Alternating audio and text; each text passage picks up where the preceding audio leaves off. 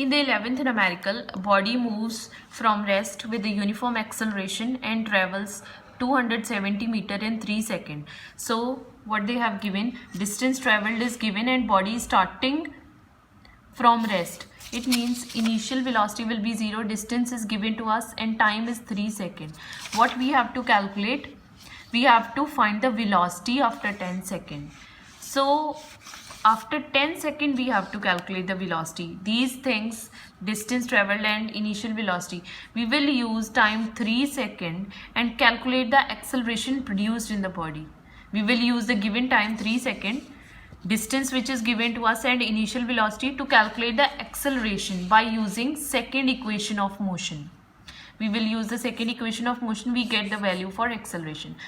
Now by using this value of acceleration, time is 10 seconds, after which we have to calculate the velocity acquired.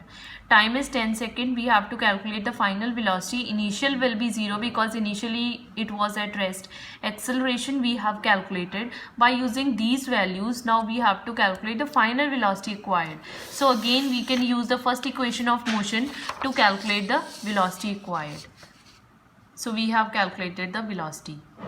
So 12th is, a body moving with a constant acceleration travels with a distance 3 meter and 8 meter respectively in 1 second and 2 seconds. Calculate the initial velocity and acceleration. Now they have given two distances and two values for time. In 3 meter,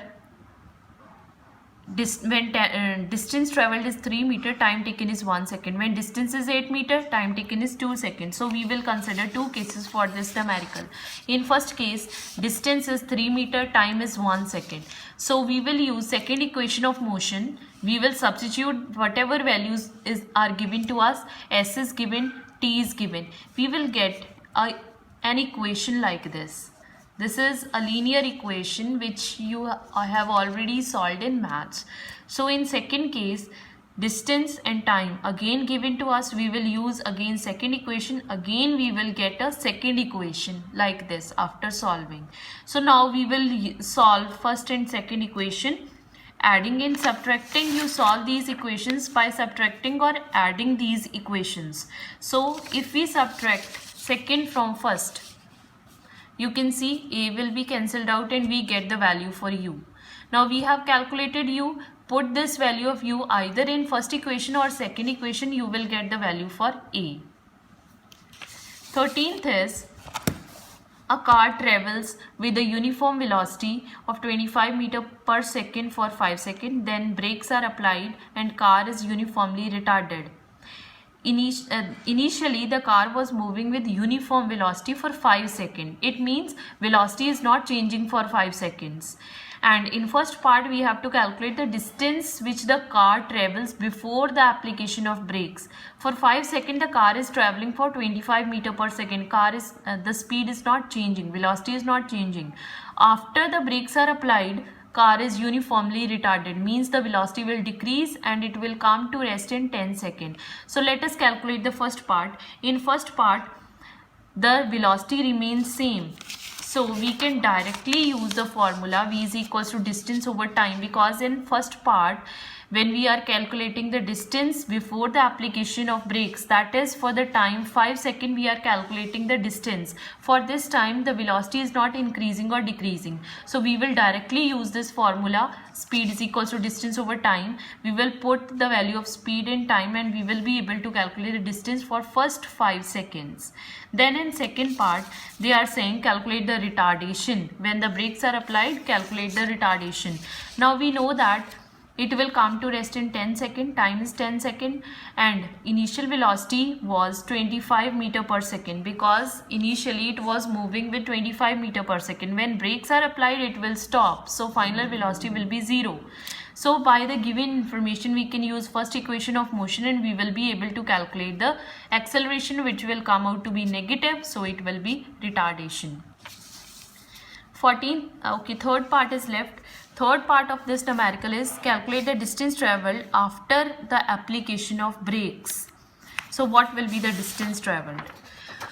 Let us write the information which is given to us again. Acceleration we know, we have calculated in second part. Final velocity, initial velocity, time, all the things are given to us. You can either use third equation or you can use the second equation to calculate the distance traveled. Over here I have used second equation and calculated the distance traveled.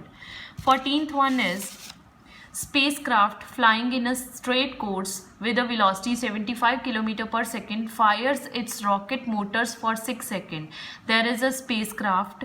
Its rocket motors are working only for 6 seconds and the velocity acquired by it is 75 km per second. At the end of this time, speed is 120 km per second. When it started, its speed was this much. When that is 75. After the completion of 6 seconds, its speed is now 120 km per second. We have to calculate, in first part, we have to calculate, find the spacecraft average acceleration. So in first part, we have to calculate the acceleration. So we will convert. No need to convert because acceleration we will calculate in kilometer per second square. So initial velocity, final velocity, time is given. We can use first equation of motion and we can calculate the acceleration. Now in second part they are saying distance traveled we have to calculate in first 10 seconds. But the data is only given for first 6 seconds. We have to calculate the distance traveled in 10 seconds. So what we will do, we have the information for first 6 seconds, initial velocity, final velocity, acceleration, all the three things we know. And for first second we can calculate the distance traveled either from second equation or from third equation. I have used second equation over here and we will calculate the distance traveled in first 6 seconds. Now for next 4 seconds we have to assume something. The assumption is velocity remains same for next 4 seconds, that is 120. Time is 4 seconds. We will directly use the formula distance is equals to speed into time, or speed is equals to distance upon time. From this we can write this and we got the value for distance. In first case, in first 6 seconds the distance traveled is this much. In next 4 seconds distance traveled is this much. Add both the distances, we get the total distance traveled in 10 seconds. So this will be the answer. So you can note it down. Okay, next is 15th. A train starts from rest and accelerates uniformly at a rate of 2 meter per second square. Now acceleration is given to us 2 meter per second square for 10 seconds. It then maintains a constant speed for 200 seconds. For first 10 seconds the acceleration is given. For next 200 seconds the speed remains same. Then after 200 seconds the brakes are applied and in next 50 seconds the train will stop. We have to calculate the maximum velocity reach. Now you can see in first 10 seconds the acceleration is produced. Means in first 10 seconds the velocity will increase to maximum. Then that maximum velocity is maintained for next 200 seconds. So we can calculate we can draw the graph also for this. I have drawn the graph also. You can draw, it will be helpful. For first 10 seconds the velocity is increased. For next 200 seconds it will remain same. Then the velocity will decrease. So in first part we have to calculate maximum velocity attained. Initial velocity is 0 because it has to start from rest. Acceleration is given, time is 10 seconds. We can calculate the velocity acquired from first equation of motion. That will be the maximum velocity and this velocity will be maintained for next 200 seconds also. Then in second part we have to calculate retardation in last 50 seconds. So in last 50 seconds we have to calculate the retardation. Time is 50 seconds now. Final velocity will be 0 as it will stop, and initially you can see these are the last 50 seconds, and over here the initial velocity was 20 meter per second. For the previous 200 seconds the velocity was 20 meter per second. So initial velocity will be 20, final will be 0 as it will stop, and time is 50. Again we can use first equation to calculate the acceleration. It will come out to be negative. So we have calculated the retardation for last 50 seconds. Third part is calculate the total distance traveled. So for the distance traveled we have to calculate the 3 separate parts.